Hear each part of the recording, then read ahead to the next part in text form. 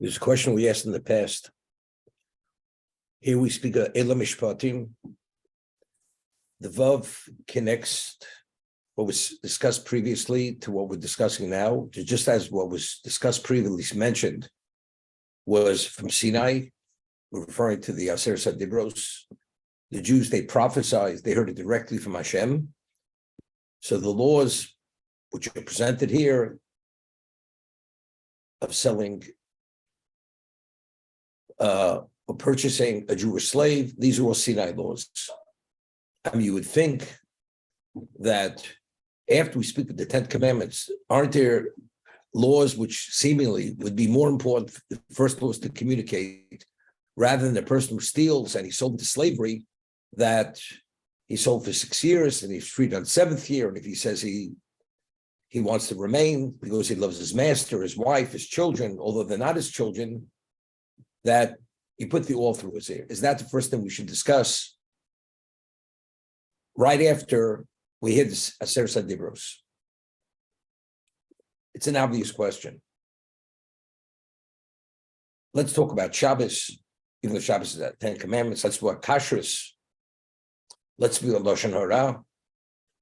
Stealing, and if the person cannot pay for the theft he stole, then he's sold into slavery, and speaks about the extent of the servitude. So I had once said, we find that we're approaching Pesach, not too far from Pesach. On the second day of Pesach, we bring a Omer offering. The Omer offering is comprised of barley flour. So it's comprised of the Shtei Alechem, which is brought on Shavuos, is made of wheat, the new grain. The new grain, that's what the Shtei Alechem, it's considered a communal offering brought on Shavuos. The communal offering that's brought on the second day Pesach is called the Omer offering. It's made of barley. Now the question is, why is one barley and one wheat? We find that all meal offerings are made of wheat except for two. The Omer offering and the mincha of the sota, the suspected adulteress, that before they administer the water to see whether she committed adultery, her mincha offering, her meal offering, is also barley flour. Why barley? If every other mincha is wheat flour, why is the sota mincha barley and the Omer offering barley? That's the question asked by the Maral. So that the Omer offering, that the meal offering of the sota is barley, it's a Mishnah. The main consumption of barley is considered animal fodder. It's mainly for animal consumption.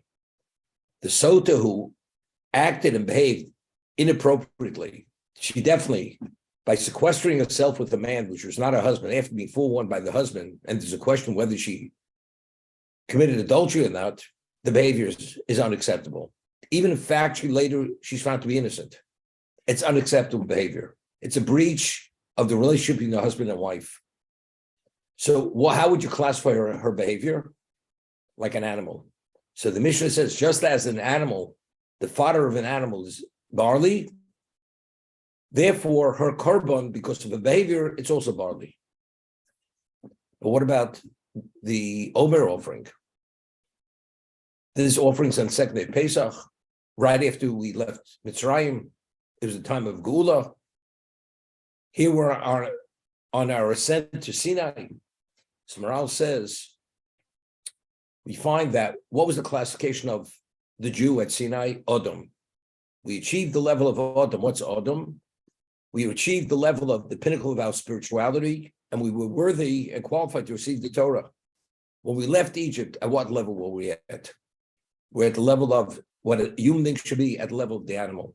We were totally devoid of spirituality at that time, and every day was an ascent closer to what we should be. So when we left Egypt, what was our spiritual status? Like an animal. Just as the animal is devoid of spirituality, we were devoid of spirituality. So to connote that level at the time, the communal offering is barley. similar to the animal. When we reach the pinnacle of our spirituality, which was, the Gemara tells us in Hurius, what is the main consumption of wheat? That's human consumption. That since we achieved the level of Odom at Shavuos, therefore, to connote that level of achievement of a new classification, it's wheat, because wheat is for human consumption. That's the reason why the barley offering, the Omer offering is barley at the beginning of the ascent, and when we finally achieve the ultimate, where we should be, to be worthy of receiving Torah Sinai, it's wheat. That's the Maharal of Prague. So I asked the question, we find that the only meal offering that's chametz is the Todah offering, 10 of the 40 loaves of chametz, and the Shtei Alechem that are brought on Shavuos of chametz.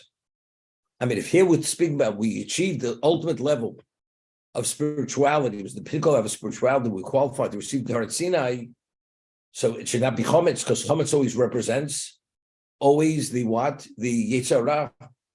It's the influence of the evil inclination on the human being, which undermines his whole status of Adam. But yet, when we achieve the level of Adam, it has to be chametz. Why exactly is it chametz? So the way to understand it is because even at any level of achievement in spirituality, until a person is no longer alive, as it says in Chazal, based on the Pasuk, we're all subject, we're vulnerable for the what? For the influence of the Yetzer Hara, of the evil inclination. Therefore, even when we achieve the level of Adam, and therefore it's wheat, and it's connoted by wheat, nevertheless you have to understand, you're still a subject to the influence of the Yetzer Hara. We find that the Avos HaKadoshim, the patriarchs, Hashem would not associate his name with Elokei, Avram, until Avram was no longer alive. Because as great as Avram was, until he's no longer alive, he's still in the context of choice. And God forbid he can make a choice which is contrary to what Elokei is all about. Therefore, Hashem doesn't identify with his name, Elokei Avram. So that although we achieve the level of Adam, which is the ultimate, nevertheless, it's still chametz, because we're still subject to the influences of the Yetzer Hara. That's the way I explained it. So now, you feel you're just coming off Sinai. You just heard the 10 commandments. You have no relevance to theft, to stealing. Is a person going to steal? Is a person going to say, when his master gives him a wife, a Canaanite woman who's normally not permitted to him, and it's not his wife, and he understands, he just heard at Sinai Avodah, you're my servants, and you're not permitted to steal. And all of a sudden, he's stealing, and he can't repay the person they victimized. And the master gives him a wife, and he has children from the woman, who are not even his children. And after everything said and done, he says, I love my master, I love my wife, I love my children. The Torah is telling us, don't delude yourself that because you're at that special level, that you have no relevance to that lesser level, because in a moment, you're able to fall off that mountain and actually become the thief and be in this particular predicament.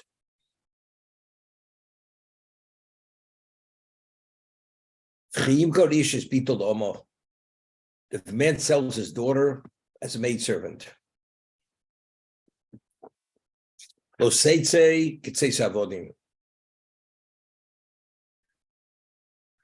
she does not leave that state of servitude as normal slaves.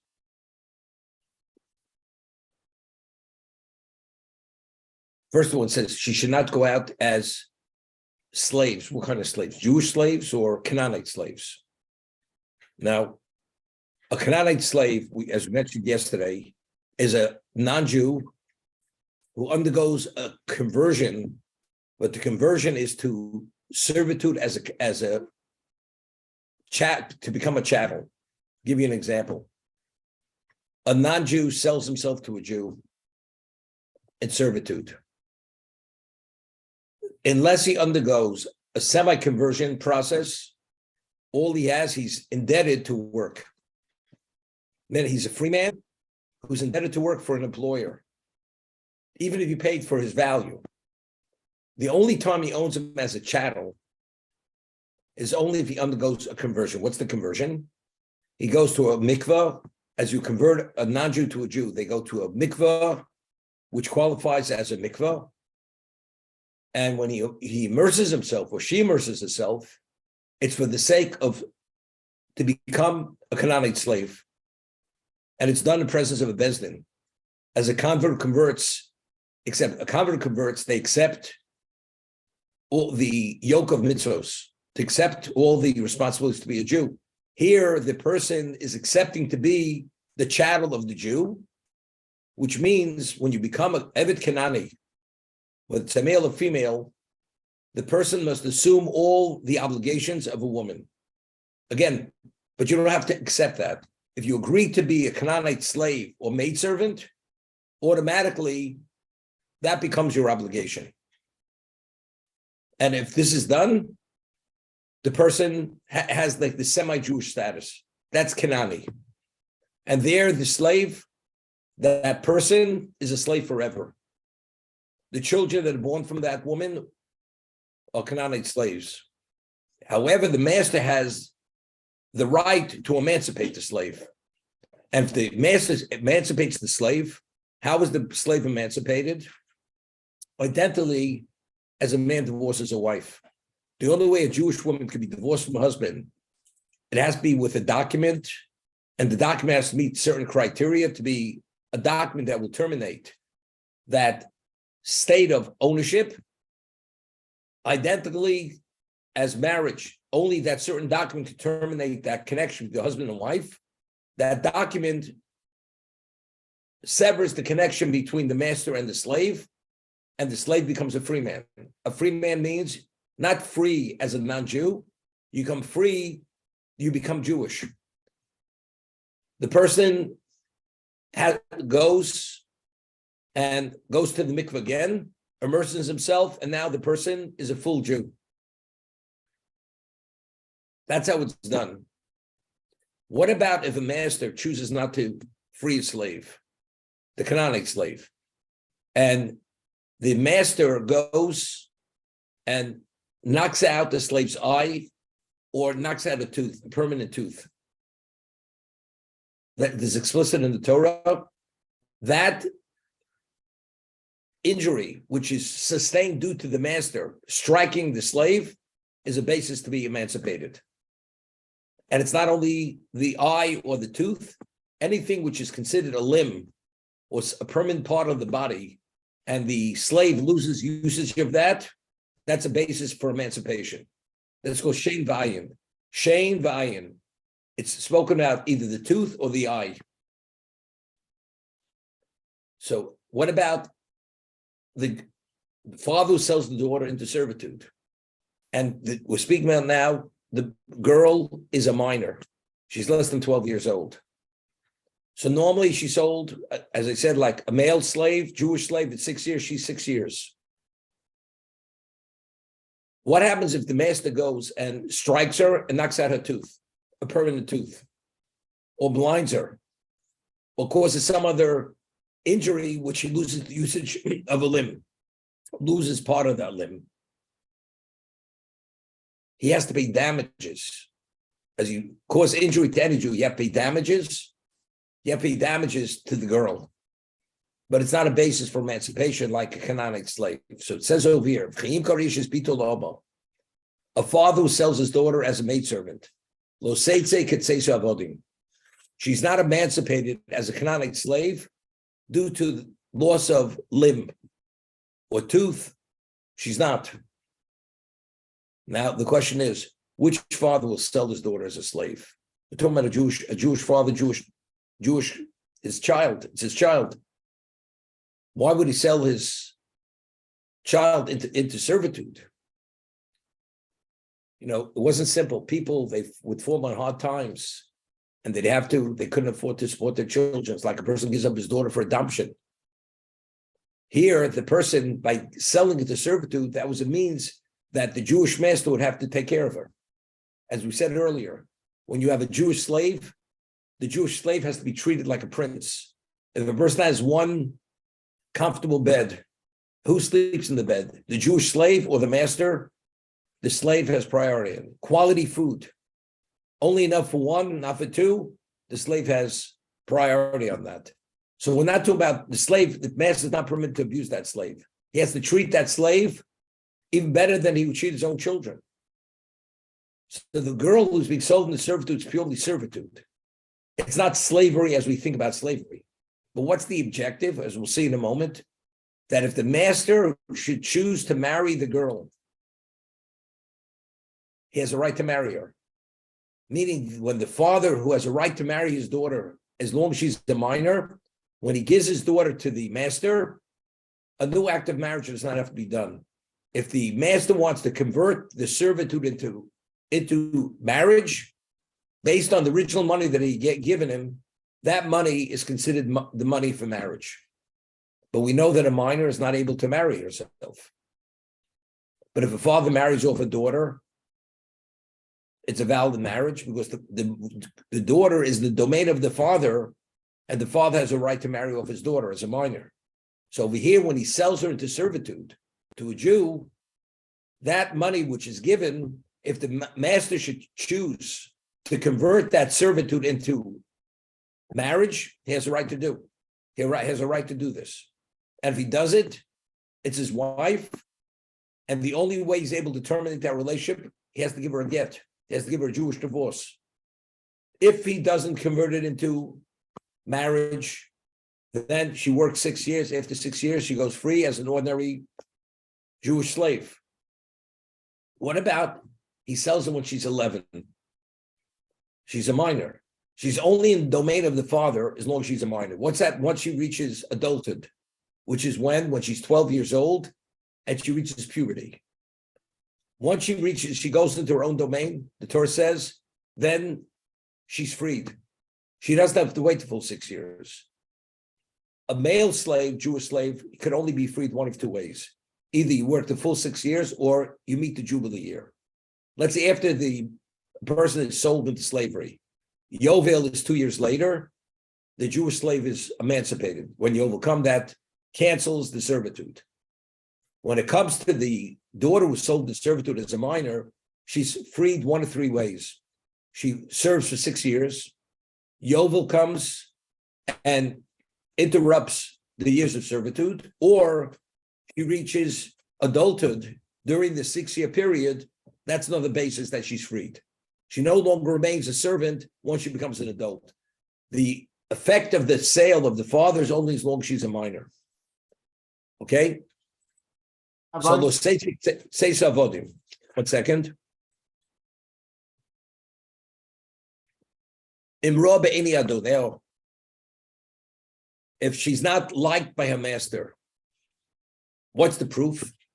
Ashlo yodo. The marriage of a master taking the maidservant, it's called yiyud. That's what it's called, yiyud, because this is not a conventional marriage. Marriage always you have to have the girl where initially the giving over to the husband was given for marriage. Here, the transfer was for servitude. When she's the state of servitude, the husband has a right, the master has a right to marry. It's called yiyud. Let's say the master doesn't want to marry her. The hefto. He has to do whatever he can to allow her, or even to lend the money to pay off the servitude to leave before 6 years. She should not stay in that relationship for the 6 year period. He cannot sell it to a third party once she's sold. Meaning, let's say the master says 2 years, he wants to sell it to another Jewish master. If you have a Canaanite slave, you could sell your Canaanite slave to another person. But the girl, after 2 years, he doesn't like her. He doesn't like her personality. He has no interest in marrying her, and he wants to sell it to another master. He has no right.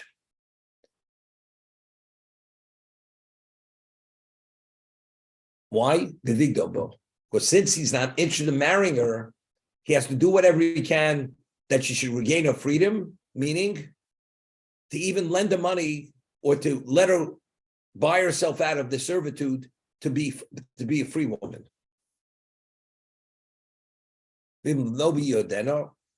What about he's not interested in marrying her? Let's say he's an older man and she's a young girl. She was a minor. And he wants to give the daughter, this minor, to a son, that the son should marry her. He has an obligation to treat her like a regular Jewish woman, to provide whatever the responsibility of the husband is to a wife. That's Kamishmar, but according to the laws, he has to provide clothing, clothe her, feed her, and provide a residence for her. That's Kamishmar Abanos Yaselo. It's interesting. We said that slavery is not something which is encouraged by the Torah at all. The Jewish slave, I said, has to be treated like a prince. And therefore, the Gemara says that a kona eved latzma, kona odin latzma. When you buy a Jewish slave, it's like you're buying a master. You have to accept responsibility for his family, even to support them. And the slave has to be treated, as I said, has the priority over the master. The Canaanite slave, okay, also, if the master should injure the slave where he causes the loss of limb or even a tooth, the master has to emancipate him. How does a person become a Canaanite slave? Initially, this person agrees to be converted into a slave. We're not talking about it's forced at all whatsoever. And master, now once you agree to be the slave, now it's up to the master if he wants to emancipate you. But but to become a slave, it's only through the consent of the person whether he wants to become a slave or not. And even if a person sells a daughter into servitude, you'd say, what kind of father is this? We're speaking about, because the situation is the financial setting would be better with the master than with herself, because it's servitude, it's not slavery. And the objective is that the master should marry her. And he's not interested in marrying her or giving to son for marriage. He has to do whatever he can to let her gain her freedom before the 6 years.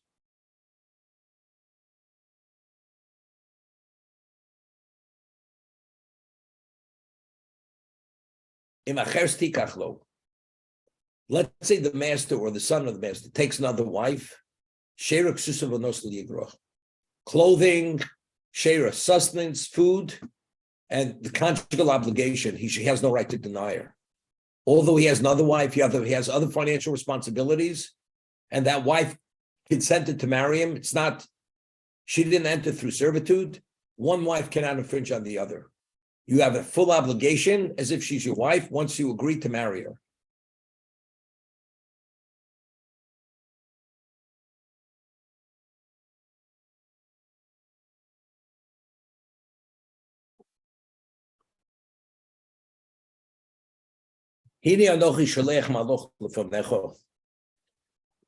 I will send my angel before you, lishmorcha, badorach, to protect you on the way, and to bring you to the location that I've prepared for you. Now we have a problem here. The Jewish people do not have an archangel.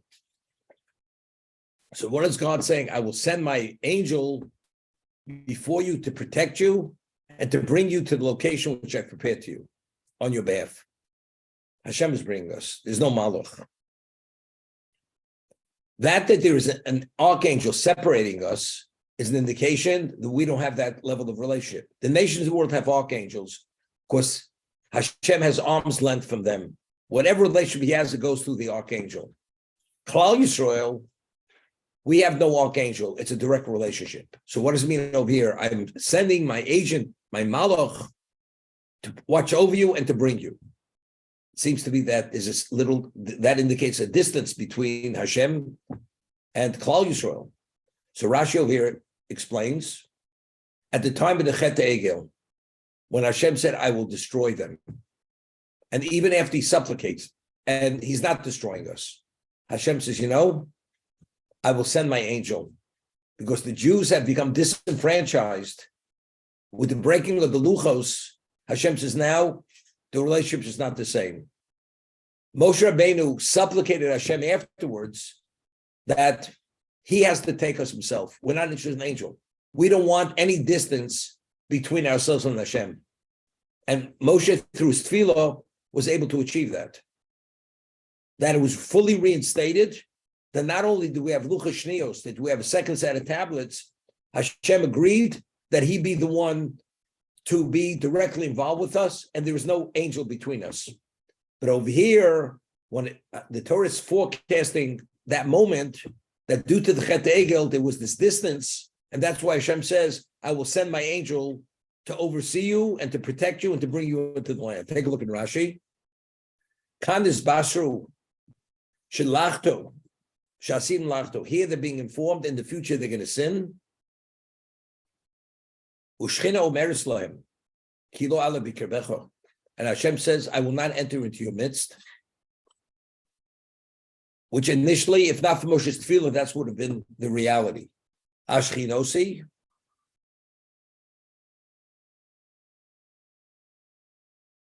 Okay. Hishamim biponov ushma b'kolo.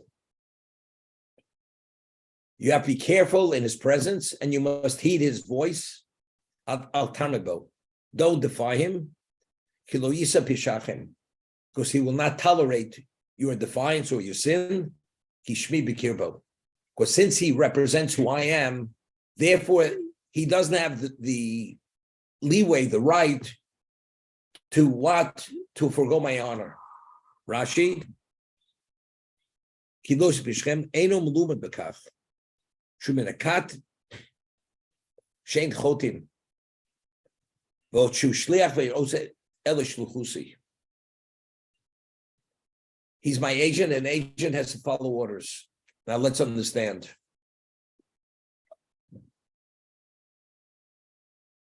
We've mentioned that the Chofetz Chaim mentions in one of his Sforim that what is the value of a person who's Mavral Midosov? A person who's willing to look away. If a person's Mavral Midosov, he's willing to, despite he has a claim, he's willing to not make the claim against his fellow human being. Hashem does it. The way God deals with people, everything is measure for measure. And if in your human relationships, you're willing to look away, Hashem, when he judges you, although he has a claim, he's willing to look away. And that's based on the concept of Mida Keneged Mida. And he writes this. Let's say a person, after 120 years, or even during his lifetime, and based on the evaluation, and it comes before the heavenly tribunal, this Bezdin Shomalo, and you have the advocate angels, you have the prosecuting angels, and it looks like the negative side is weightier than the positive side. And the person needs some degree of Hashem's intervention. If the person during his lifetime lived a life of, he was Mavrel Midosov, he didn't always want the pound of flesh from his fellow, or down to the last penny. Although he was offended, he was agreeable to look away. He didn't make a full claim. Hashem says, he intervenes, he says, I will evaluate and I will give judgment on this. Hashem intervenes and Hashem has the final word there. Because when Hashem gets involved, he overrides every system. Even though the normal protocol may be that, but if Hashem is involved, he overrides the system because he is the system. He's the basis for the system. But if it's an angel functions within the system. An angel has to follow exactly what the protocols are. Therefore, he's saying, if I send my angel, you cannot defy him, because if you defy him, you're bound by those protocols. And he cannot offer Rachmim, because the only one who offers Rachmim is only Hashem himself. So therefore, you're in a you're walking a tightrope.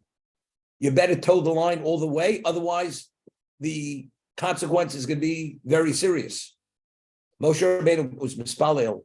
No, Moshe says, I will not accept it. Either we have to have full reinstatement. And Hashem, due to Moshe Rabbeinu's tefillah, we were fully reinstated, and there is no malach. Therefore, we're always in a position that we're always to be forgiven based on the midas harachmin of Hashem for that reason. Rabbi, is this the same angel that accompanied Yaakov? No. Well, in other words, there are different level angels. There may be Sure. very We're talking archangel. We're talking archangel. Right, This is right. an archangel. I see. How do we know it's not the same angel that protected the